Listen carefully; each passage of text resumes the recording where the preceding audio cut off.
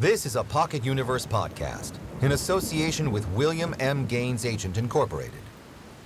EC Comics presents The Vault of Horror.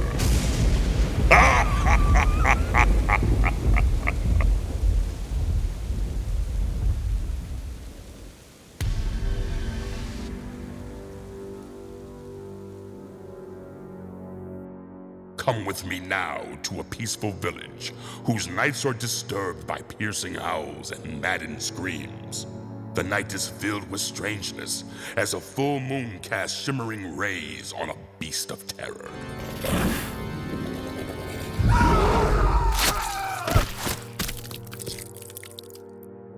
The next morning, a frightened figure finds her fiancé.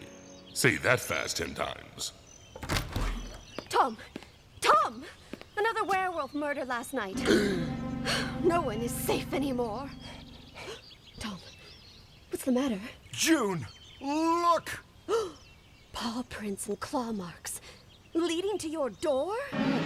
Whatever do they mean? They could have been made by my brother Andrew. What? On his hunting trip in Korkoa, he was wounded by a werewolf. The wolf's blood may have infected him. Each time the full moon comes up, he disappears from the house. If only I could be sure. Tom! There he is! Andrew, I want to talk to you. Where were you last night? None of your business. And if you keep pestering me, you'll regret it all of your living days. Stop! Wait! No good. He's locked me out. Oh, Tom! I want to marry you, but not while this is hanging over our heads. Oh, you're right, June. I've got to have proof. Tonight, there will be a full moon again. When Andrew leaves the house, I'll follow him. I'll watch his every move. Cut! That's a take. Let's set up for the next shot. Surprise! We're making a movie! It's hot in here. How much longer before my scene? Thankfully, a silent movie. Hey, John, a little rough with that push, huh? What gives? God, Shirley, you're such a sap. John, what the hell is eating him? Oh, don't mind Johnny. He's probably just down in the dumps from getting an icy mitt from Mitzi. Yeah, but she gives all the guys the icy mitt. There's something else. Oh, enough punching the bag, Charlie. Last person I want to talk about right now is Mitzi. Oh, well then. Oh my god! Somebody call the police! Sir, you all right? What? What is it? It's Jonathan Dallas, the photographer. He's dead. His throat's been torn open. The year is 1921. The place is Hollywood, California. A nice place to live, I guess, if you're a grapefruit. But on the set of Providence Pictures' newest big screen extravaganza, the lines between fantasy and reality are about to blur as the head of security at Providence Pictures makes a shocking declaration. It almost looks like a wolf tore into him. A real one. What? Yes, there is a wolf loose in the village. And on the set of our film, the players in our little melodrama include Charles Collier, the dashing leading man. A wolf killed him. What a bunch of malarkey. Rose Townsend, the ingenue. Dear Charles. John J. Bennett, the supporting player. None of them must know the truth. Not now, not ever. The director, Robert Nightingale. Just great, a murder. They're gonna replace me with King Vidor. I just know it. Floyd Miller, the assistant director. They don't pay me nearly enough for this. Herman Wagner, the cinematographer. It's pronounced Wagner. And then there's Mitzi McDonald. When's lunch? See if you can guess which one of the players in our little melodrama is really the Beast of the Full Moon.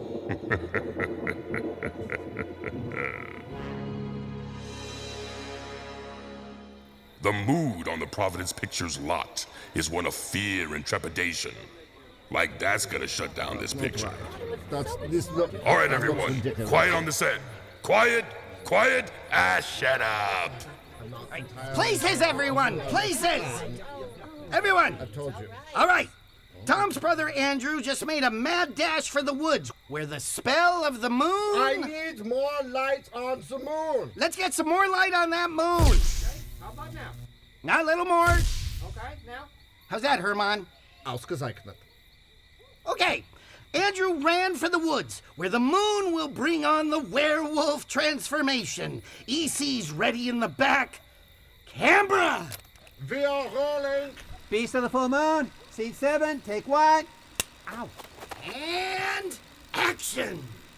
Charlie runs in. Stop! Yeah, look to the left. Now to the right.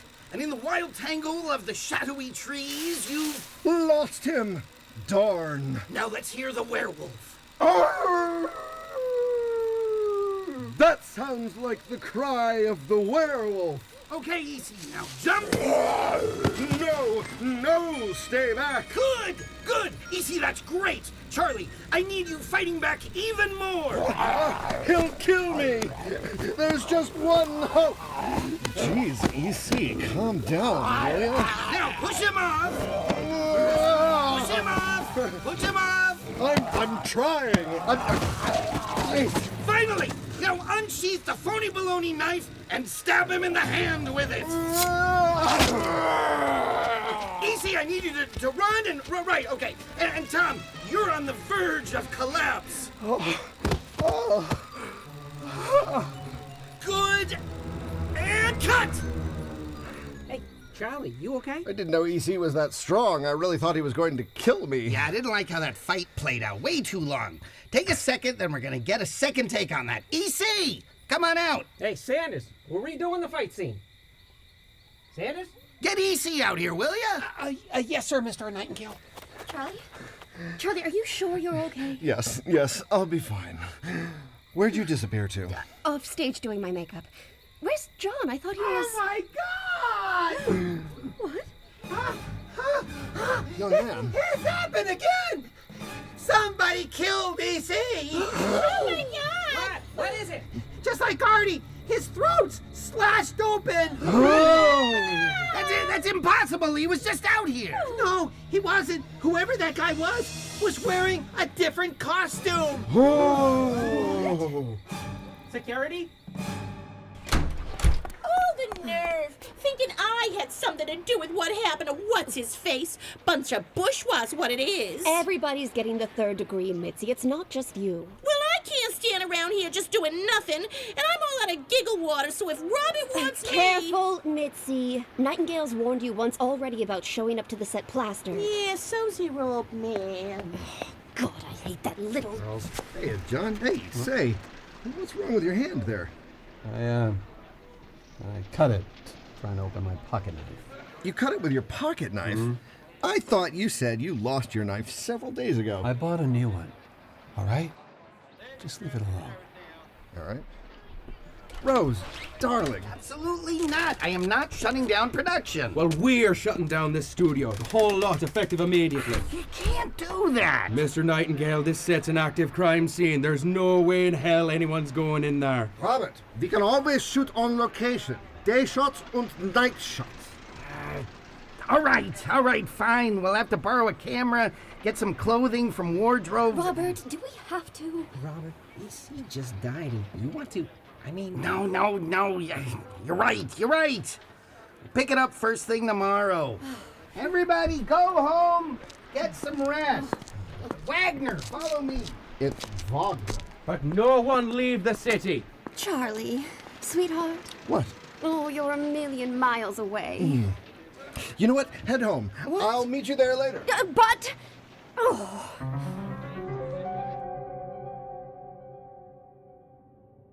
And before the police manage to cordon off the set, Charles sneaks in to examine a very specific item from the prop table.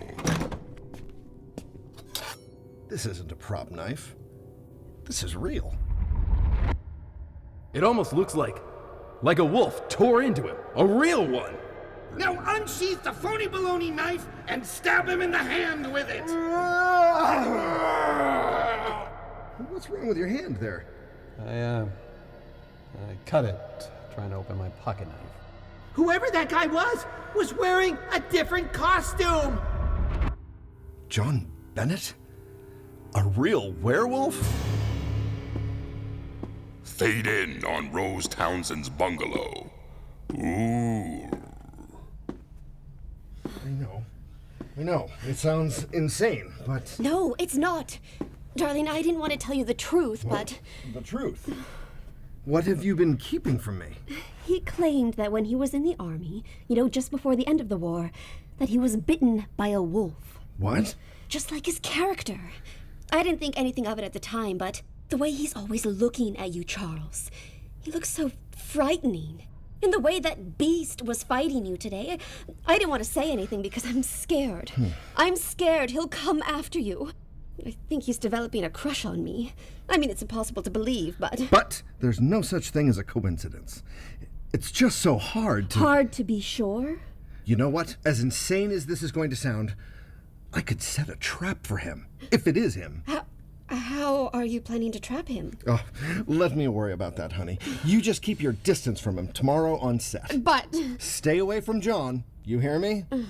Mwah. I've got work to do.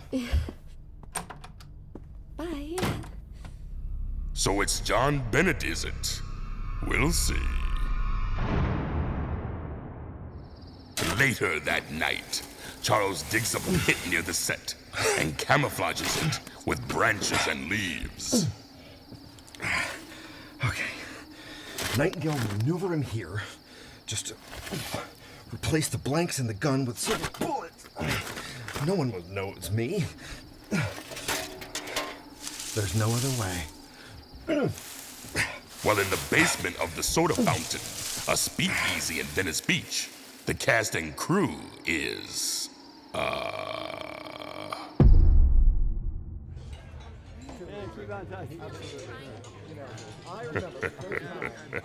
getting some rest. All right. Here's the EC. Gone too soon.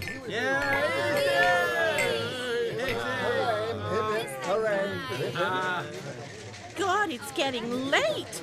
In fact, look what time it is. It's 10 minutes after scotch. Hey, come on, Mitzi. Where'd you want to go out with me? Or me. You know I don't date guys I'm working with. Oh, we ain't gonna be working on this movie forever.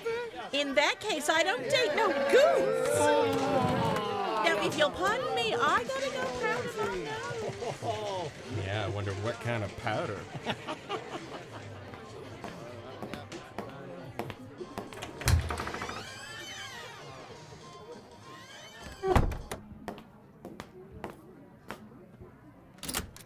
Hey, what are you doing in here? Hey, what's the big idea? You... What the...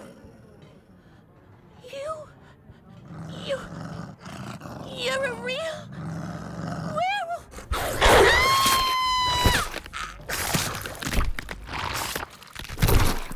We here at the Vault of Horror always shed a tear upon hearing about an innocent falling victim to a ferocious monster. But in Mitzi's case, we'll make an exception.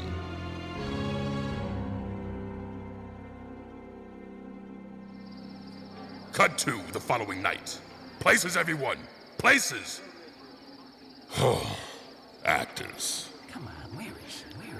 No sign of Mitzi anywhere, boss. Hey, you want I should drive to her apartment? It's not far off. Now, forget it. She's probably off getting sozzled again. In fact, you know what? She's fired. What? I'll rework her scenes with the writer tomorrow. Give them to that other actress we saw. Herman, we're jumping ahead to the climax. Jawohl. Setting up for the climax. So, John, you frequent the soda fountain. You there last night? Maybe. Maybe not. You ready? More than ready. Places, everyone. We got a real full moon in the air tonight. Lou's in the back taking over in the werewolf outfit. Herman, how's the lighting for you? Ausgezeichnet. One of these days you'll tell me what that means. Okay, Charlie, let's have the gun out. When I give you the word, Lou, come at him. Charles gets into place, directly before the secret pit dug the night before, in case he can't get to his gun fast enough. A real gun with real silver bullets, not a prop gun loaded with blanks. Meanwhile, in the bushes nearby, a human form undergoes a fiendish transition. Quiet on set. Camera. We are rolling. Beast of the Full Moon, scene 50, take 1. And action. The moon. The mad magic of the moon. Very bright. And irresistible. Okay, Lou. Over here. Andrew, over here. Cut! What the hell's that hole doing there? Somebody get him out of there. Leave him. But before Charles has a chance to draw his weapon, the enraged beast grabs his foot and pulls him in. Now this is a movie. Hey, who's got popcorn? Ah! Lou! Lou! Get off him! Off who? Lou? I was taking a whiz over by that tree. I can barely hear you over this wind. Holy jeez. I can't get him off. Oh! Somebody get me out of here. I got you. I got you. Lou! Hey, you want to Fire toss me those your other hand? shots. Oh, God. Just please, I did. come on. What the hell's going on here? But I thought you... No, I'm not the wolf. I've been on the trail of the werewolf for 5 years. The wolf that killed everyone in my regiment. Everyone except me. Now, she's finally dead. She? My God, look! And as the wolf dies, the hideous beast slowly regains her human form, slowly changing from the hoary creature of murder and madness to a marble-like beauty. Rose? But how? Black magic. A belt of wolf pelts. She didn't always need the full moon. Rose's wounds always healed after changing back. Coming back from silver bullets, however, that's a different story. I'm done here. Goodbye. Forever. God, I need a stiff drink. Rose. Sweetheart. Charlie? Rose. Why? Charlie.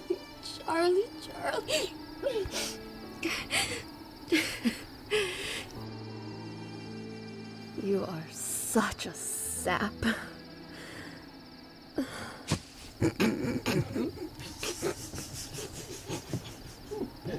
Rose. You devil, you.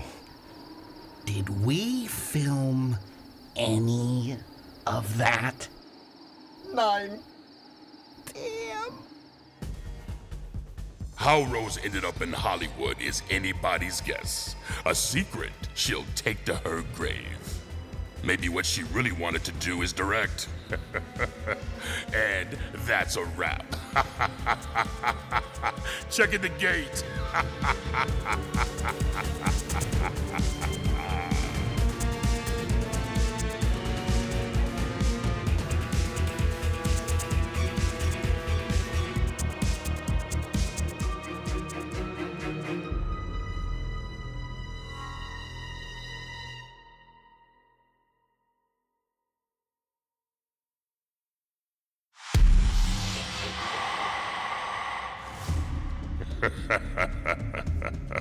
Welcome back. Oh no, we're not done with you yet. Why, there's still time for one more of my terror tales. Still room in my vault to fill you with fright. This is the story of an old man who wails alone in his death on one frigid night. But getting there is half the fun. I call it voodoo horror.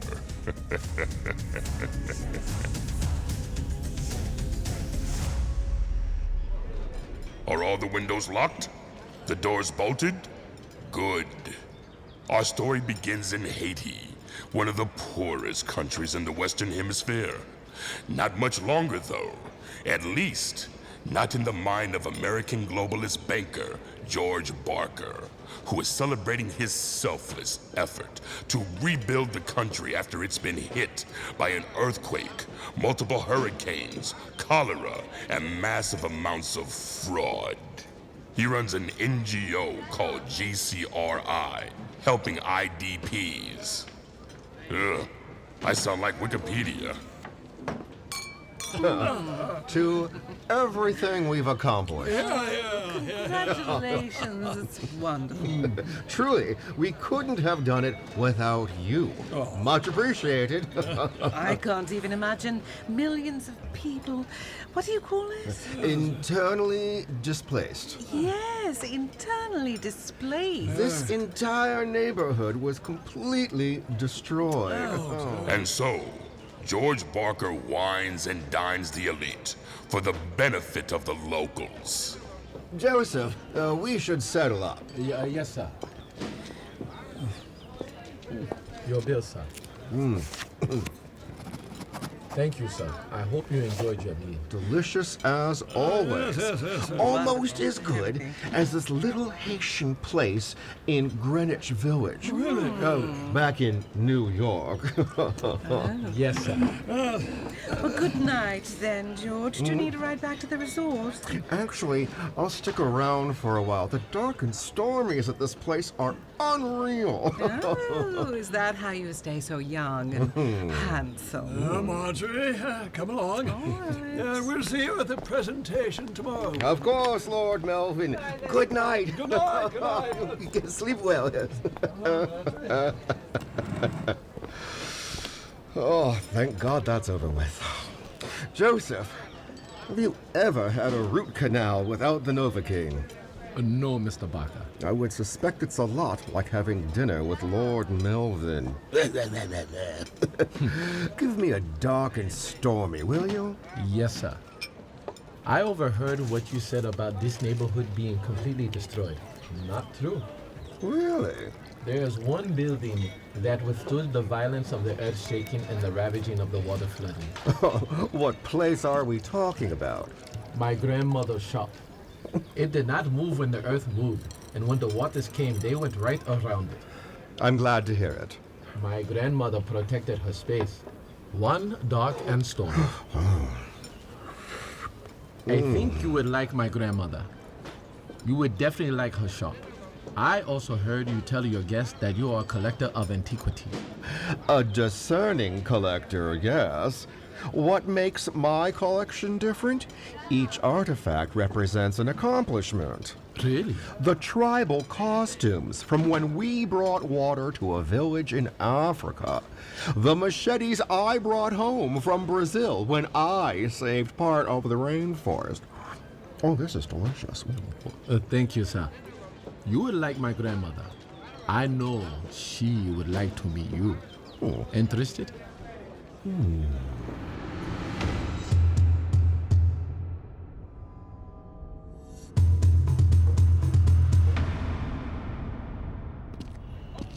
My grandmother's shop, Mr. Barker.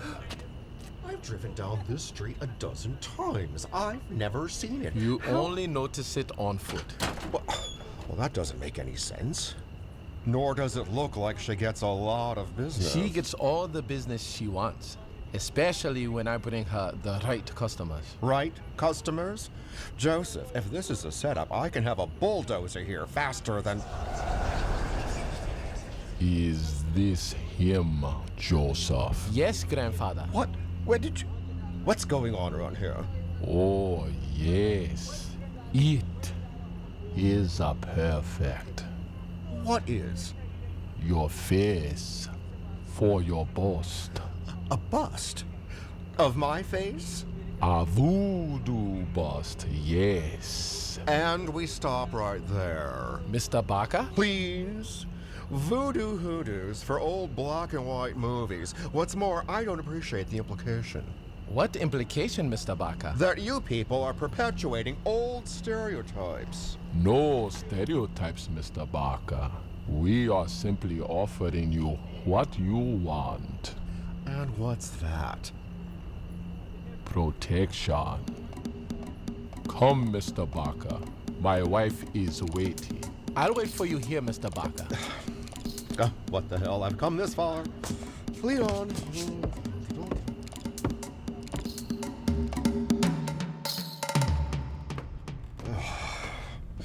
Right this way, Mr. Barker. Is it on the floor? Oh, goodness sakes.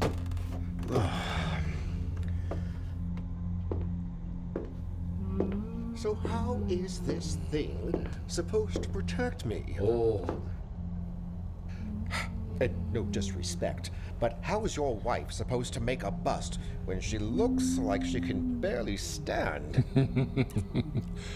Ye of little faith.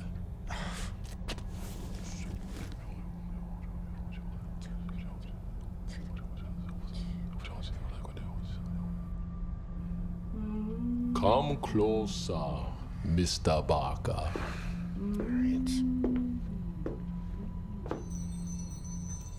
Look me in the eyes. I see you. I see you, Mr. Barker. And you will see how you ought to be seen. Oh, right. We need a few drops of your blood in the bowl, Mr. Barker. Ow! That pin better be sterile. So, what else do you need? Photographs? Nail clippings? Urine? Nothing else. That's it. You're going to make a perfect bust of me from a couple of drops of blood. Have Joseph bring you back to us in 2 days. This had better be worth it. How do I get out of here? Goodness sakes. What is that on the floor?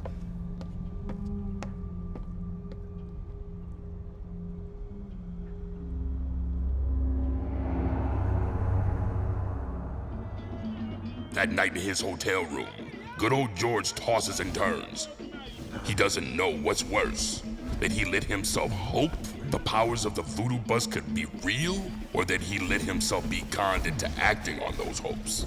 So, in the bright light of morning, morning, he calls his driver.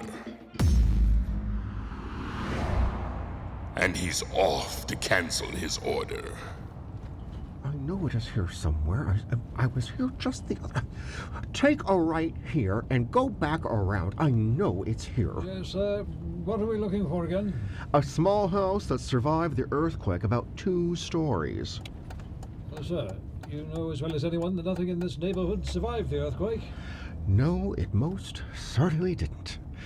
Well, take me back to the La Riviera restaurant and another dark and stormy. But George is told that Joseph is not there, and he'll not be back until the next day. The day he is supposed to bring Mr. Barker to pick up his order.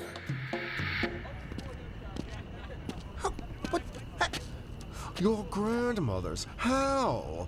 We must have driven around this neighborhood. I told you, Mr. Barker. You only notice it on foot. Ah, good day, grandfather. Right on time. What? How does he do that? Your bust. I don't believe it. It looks exactly like me. My grandmother is the best. It's so lifelike. It's as if I'm staring into a mirror. I can't thank you enough. It's beautiful, just beautiful. My grandson will take your payment. I warn you, though. Do not stare too long, Mr. Barker. You might see what we have seen. What an odd thing to say. Well, all right then. How much? Oh, I wrote the figure down.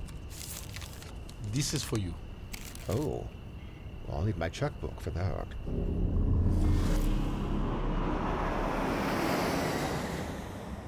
George Barker returns to America, carefully clutching his likeness close to him the entire time. Once he's home, he places the bust on the mantle of his fireplace, and over time he realizes something. The magic of the bust is that it ages, and he doesn't. Seriously, Dorian Gray's got nothing on George Barker.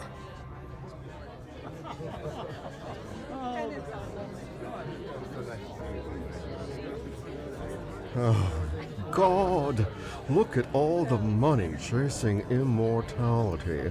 The older they're getting, the more they long for their youth, and barring that, their names on a philanthropic fund. Hello, George. And speaking of which, hello, Marjorie. Mwah, mwah. How's your husband? Lord Melvin! Well, actually... Where is old Melvin? I thought He's not here. I'm afraid his age is catching up to him. His doctors grounded him. Wasn't able to take his flight. So sorry to hear that. It hasn't been, easy. I understand. If there's anything I can do to help, say, later tonight, in your hotel room. Why wait?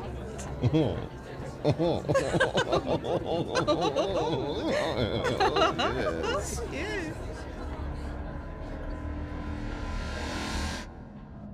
When George returns home the next morning, he notices that the statue looks a little older and a bit distorted. Almost ugly. Oh my. Is that really what I would look like? Oh, thank God. They really did protect me. You see, the statue doesn't just age. It takes his crimes and deceits and gives them a face. A hideous face. Ah, well. Excuse me. Hey. Oh, you look lost. I'm looking for my father, Maurice Frank. It's my first time here. Of course, Maurice. Yes, he's an accountant. Accounting's on the floor below. I can take you there. Oh, thank you. That's not necessary. Thank you. No, thank you. And wouldn't you know it, Barker goes home to find his not-so-better half barely able to contain itself. What? Don't look at me like that.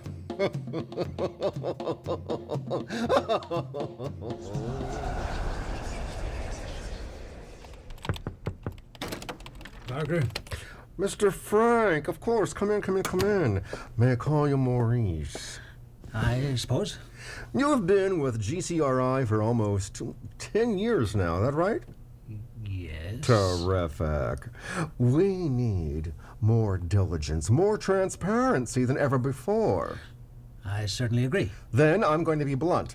There are some here at GCRI who want to eliminate your division entirely. Have the work done by independent auditors. Sir, our work speaks for itself. I'm sure you'll find everything... Relax. I'm not going to let the board tell me how to run this place. You're, 60 years old? I want you here until you retire. I'm 61, Mr. Barker, and I appreciate that. The economy being what it is. Also, I, met your daughter yesterday. What can I say? I'm interested in seeing her again, and I'd like your permission. Oh, is that it? Well, with all due respect, Mr. Barker, I've heard about how you treat women. Really? And, how's that? People talk. Well, with all due respect, Mr. Frank, if you've heard people talk, then you know I have a habit of getting what I want. Or else what? Let's not add anything into this discussion, Mr. Frank. What I want is for your permission to take your daughter on a date. That's all. As for how I treat women, well, that kind of talk is simply bull. I promise. I will admit, it's been a long time since someone asked for my permission to take out Jeannie. It's true, I'm as guilty of sowing my wild oats as anyone. But seriously, is this the face of someone who'd hurt someone else?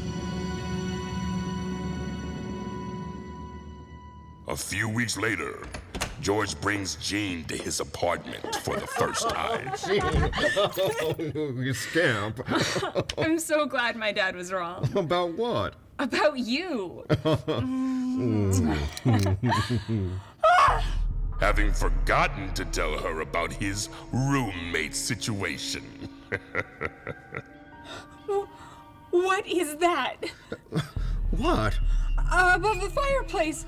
What? Oh, you mean my bust? Well, what's wrong with it? What's wrong with it? That thing is gross. This whole place needs a woman's touch. I know. I've just been waiting for the right woman to come along. Please, can we just get rid of that thing?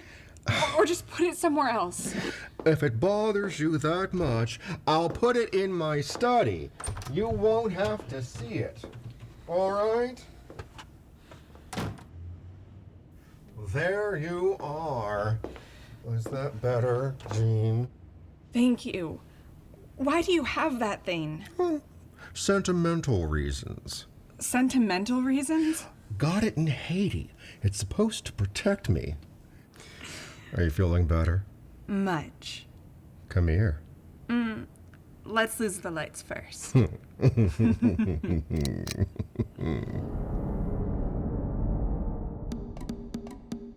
In a year, they marry. In 2, surprise, surprise, George gets caught cheating. In 3, Jean comes to hate the bust of her husband as much as she hates the real thing. It's vile, George. It's even starting to smell bad. I don't care where it goes, but I'm not going to have it here anymore. Don't touch it. Let go.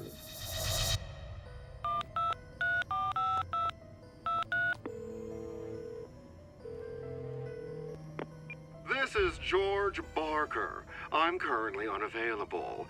If this is an emergency, please call my office at 212-555-9733, extension 4. I will be checking in regularly over the next 2 weeks. Thank you. George, call me. Your office says you were supposed to be back in yesterday. I'm trying to plan our holiday vacation. Bye.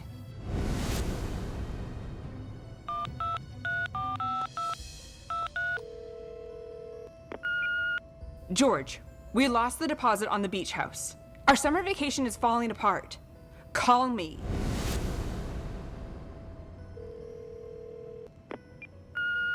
I just got a call from my dad. The entire accounting department's gone. Everyone's been fired en masse, and some independent auditors taking over. Damn it, George! He's 3 weeks from retirement. How could you do this to him? Call me as soon as you get this. The mailbox of the party you are trying to reach is full at this time. Please hang up and try again later. Damn you! My dad was right. He knew there was something about you. He knew it! And there's something about that cursed statue. I can't stand looking at it. Jean! Uh-oh. George, What the hell are you doing? I told you to stay out of here. I've tried calling you. You don't respond to any of my messages. You're hurting me. When I tell you something, Let go. you listen to me and do it! You want to know when I'm coming back. You want to know where I'm going. You want to tell me what I can and can't have in my own home. Stop it. You're lucky I don't. Don't what? You know what? Screw your dad and screw you. I'm going for a walk, and I don't know when I'll be back. I've got to get out of here before he comes back.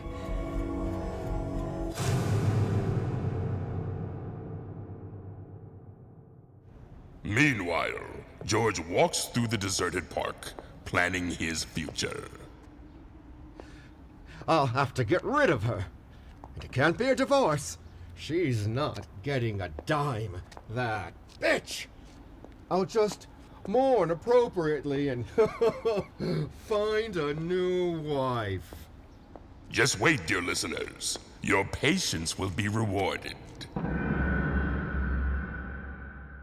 Jean has finished packing, stops at the hallway closet to put on her jacket, and then she decides. Yep, George is bust. No more. George's Brazilian machete.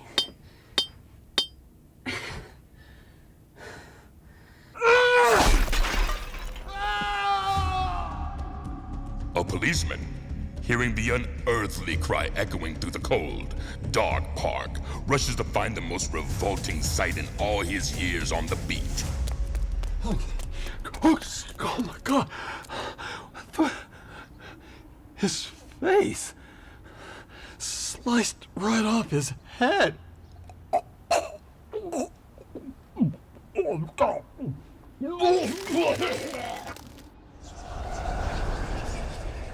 And finally, back at George Barker's luxurious apartment. What? Statue. This face. It looks like George. It looks like George, but of course it was merely a slice of life. Told you your patience would be rewarded. I really hope you enjoyed my story and its side-splitting conclusion. This is your rusty, trusty vault keeper, thanking you for lending me your ear. I'll give it back next time you visit. Next time you visit me deep down in the Vault of Horror.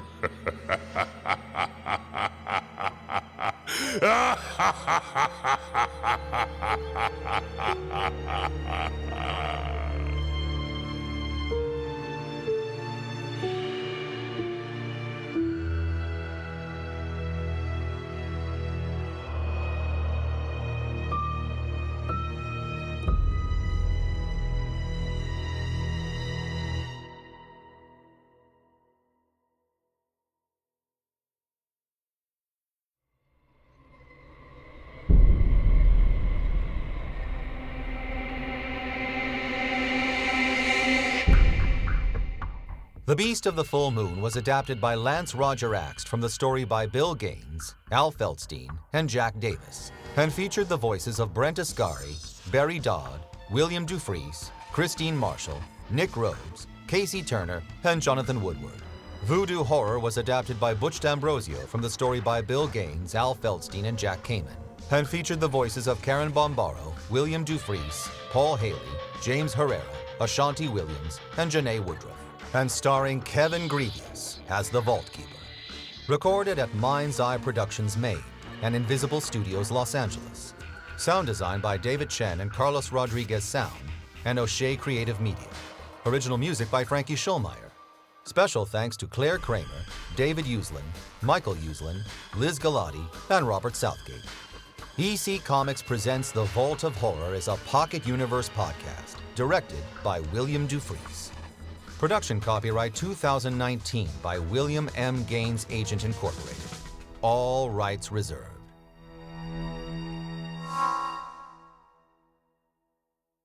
We're Pocket Plot on Facebook, Twitter, and Instagram. www.pocketuniverseproductions.com and www.eccomics.com.